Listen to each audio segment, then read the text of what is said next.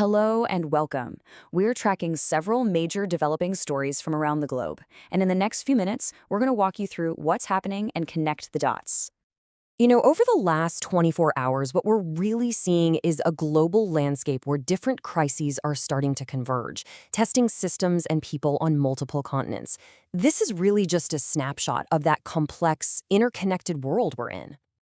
All right, first up, we're heading to Africa, where two very different but equally tragic events are taking a heavy human toll. In the Eastern Democratic Republic of Congo, there's been an absolutely catastrophic collapse at the Rubaya coltan mine. The loss of life is just devastating. The numbers are still coming in, but right now it's feared that more than 200 people are gone. And we're talking about miners, market women, even children.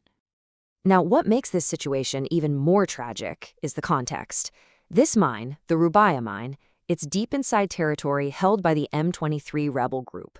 So this disaster has happened in a place already torn apart by conflict, where control over valuable resources like coltan, the stuff that's in our phones and laptops, is exactly what fuels the fighting.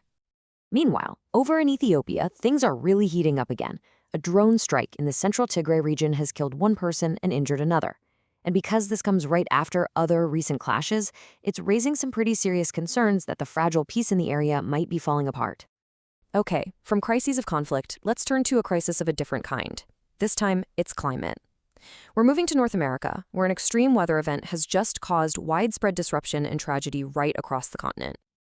The financial impact of this coast-to-coast winter storm is just immense. Early estimates are already putting the insured damages at well over $1 billion. That puts this storm in the same league as some of the most expensive weather events in history. But, $1 billion, that's one thing. The human toll? That's something else entirely. The storm is now being blamed for at least 130 deaths across the United States and Canada. Just a grim reminder of how powerful these massive weather systems can be. And the scale of this thing was just vast. I mean, it stretched all the way from northern Mexico to Atlantic Canada. At its peak, it knocked out power for over 1 million people. Get this, more than 15,000 flights were canceled. It paralyzed infrastructure and forced multiple states to declare a state of emergency. All right, now let's shift our focus to India. For a story that's part tragedy, part rapid political shift, all unfolding after a fatal plane crash. What's really incredible here is just how fast everything happened. On January 28, a Learjet crashes, and tragically, Maharashtra's Deputy Chief Minister Ajit Pawar is killed.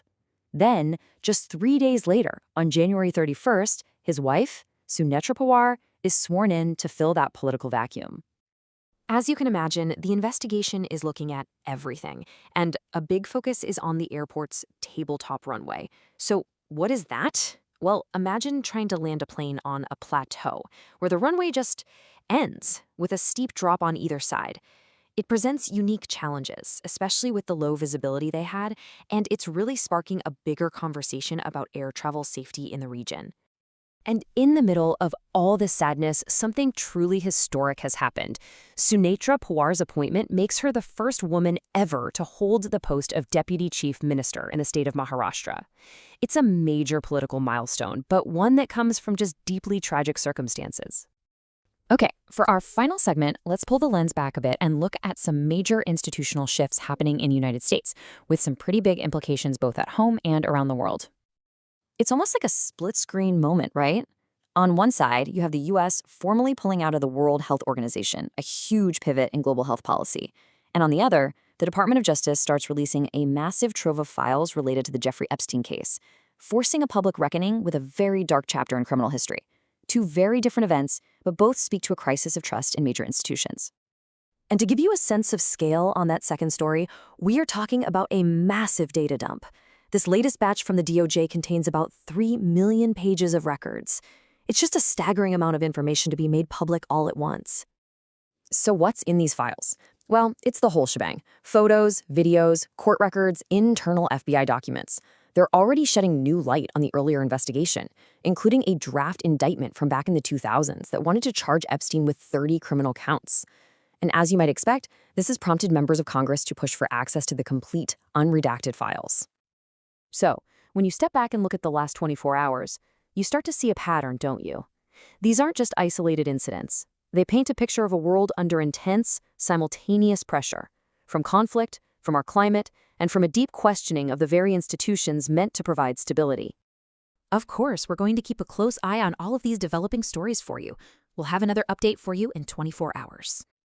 Thanks so much for joining us. If you found this useful, please like and subscribe for more explainers from our team.